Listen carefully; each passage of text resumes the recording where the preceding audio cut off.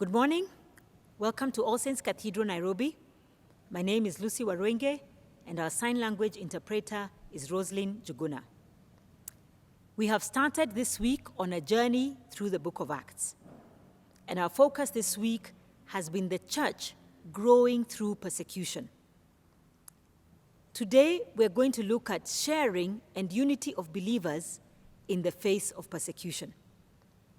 We're still on Acts chapter 4, and we are walking with Peter and John, who have healed a lame man in the name of Jesus, who have been speaking about the resurrected Christ, who have been brought in trial before the Sanhedrin and the Pharisees, who have been released with a threat to no longer talk about Jesus, but who have gone back to the believers. And the believers are standing with them in prayer, asking for God to give them boldness to continue being the witnesses that God has called them to be. And today we are going to look some more into this community of believers. And our reading is from Acts chapter 4, verse 32 to 37. All the believers were one in heart and mind. No one claimed that any of their possessions were their own, but they shared everything they had. With great power, the apostles continued to testify to the resurrection of the Lord Jesus. And God's grace was so powerfully at work in them all, and there was no needy persons among them. For from time to time, those who owned land or houses sold them, brought the money from the sales, and put it at the apostles' feet. And it was distributed to anyone who had need. Joseph, a Levite from Cyprus, whom the apostles called Barnabas, which means son of encouragement, sold a field he owned and brought the money and put it at the disciples' feet. What a group of believers. Not only do we see them earlier standing with Peter and John to pray for them after their persecution in the trial, we now get a glimpse of how they lived collectively. And that verse starts by telling us they were one in heart and mind. And it is clear that it is important for believers, if we are to be effective, we have to be one in heart and mind. If we are to stand together during persecution or during trials, we have to be one in heart and mind. Philippians chapter 2, Paul reminds the believers that we should not always think about our own interests, but think about the interests of others. Philippians chapter 2, verse 1 to 4. And we see that this was the practice in this early church, that none of them claimed to own anything. They shared everything they had, that there was no needy person among them. And from time to time, those who owned sold what they owned and brought the money of what they had to the disciples. It isn't lost to us that this sounds like a different crop of people than the people we are today. Today, we cannot say that no one claims to own possessions. Not only do we claim to own possessions, we own many, many, many possessions. Today, we cannot claim that we share everything we have. We share some things, and with some people, and sometimes only when we feel like. We cannot claim that there are no needy persons among us, because we see them everywhere we turn. Some are in our own families. And even if not in our immediate families, we know them from those in our neighborhoods. We see them on the streets. We see them in the homes that are trying to help these needy people. It is rare that people are selling land and bringing the proceeds totally to support the needs of others. Indeed, we are a different crop of society. We're a crop of society that is more interested in me, myself, and I, and how I can get more, and how I can be seen to own more, and now how I can have more entitlement. The disciples and the believers had no possession they called their own. They shared everything they had. And what strikes me in this passage that is a major lesson for us is because of the way they practiced how they lived, because of their selflessness, because of their willing to share everything, because of their interest in meeting the needs of others, two things emerge in this passage. In verse 33, with great power, the apostles continued to testify. Again, in verse 33b, God's grace was powerfully at work in them all. And so we pick one principle here, that believers, when they care and are compassionate for each other, boldness and God's grace abounds. Great power and God's grace abounds. When believers are compassionate and caring for each other, boldness, power, and God's grace abounds. Do we want to be more powerful in our ministry? Do we want more of God's grace? Do we want to be able to have impact in society? When the church and believers are compassionate and caring to each other, boldness, power, and God's grace abounds. So the measure to which we're going to be compassionate with each other is the measure to which we will experience the power of God in our lives. The passage in Philippians chapter 2, verse 1 and 2 says, "Therefore, if you have any encouragement in Christ, if any comfort from his love, if any fellowship with the Spirit, if any affection and compassion, then make my joy complete by being like-minded, having the same love, being united in spirit and purpose. Do nothing out of selfish ambition or empty pride, but in humility consider others more important than yourselves."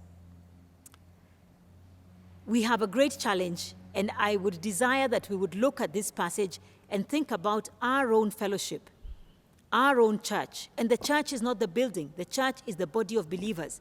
There's the body of believers in this church or in the church you worship. There's the body of believers in the Bible study you belong to. There's the body of believers in the family you're part of. There's a family of believers in your neighborhood. In that family of believers, how are we reaching out? How are we showing compassion and care when someone sends a message on a WhatsApp group that they're unwell, or they're in need, or they don't have food for their children, or their mother is in hospital and there's a huge hospital bill? My take is that if we all were compassionate and caring and sharing everything we had, we would not have any needy people in society. But here is also the encouragement that if we do that which the early believers did, if we do that which Paul is saying in Philippians chapter 2, verse 1 to 2, there will be great power as we continue to testify about the Lord. So part of the reason our ministries may not be as powerful as they should be, our witness is not as effective as it can be, is because we have not shown compassion and care and stood together with one mind, with one heart, being united in spirit and purpose. And that's the call for the church today, that we would stand in unity and purpose, that we would not be pulling to one side or in one church, and in the same church others are pulling in the contrary side, that we would not in a fellowship or in a Bible study or in a family be trying to go in opposite sides. Because being united in spirit and purpose, being of one heart and one mind, will enable us to do great exploits. Are there challenges in our families with family members disagreeing? We need to work in being of one mind and one heart and work towards one purpose. Is there a disagreement in your fellowship or in your leadership? Whether at church or at work, we need to aim to be of one mind and one heart and being of one purpose. The resurrected Christ is shown more strongly and more powerfully when the church is united. And we also see that during suffering, the church is called to strengthen each other. This is the second principle we learn here. The first being about the church being caring and compassionate so that God's power and boldness and grace may abound. But secondly, that believers are strengthened when we support each other in times of suffering. And you and I know that in the moment of your weakness, in the moment when you are lowest, in the moment when you are most needy, someone coming alongside you strengthens you greatly. And so we are being asked as a church to look out. Who needs encouragement? Who needs strengthening? Who needs prayer support? Who needs a kind word? Can we look out and be there to strengthen each other? Because in supporting each other through difficulty, we will strengthen and be a stronger church. If we are committed to ensuring that the witness of God is effective and has impact and bears fruit, then our compassion and caring spirit will bind us together to work in stronger unity.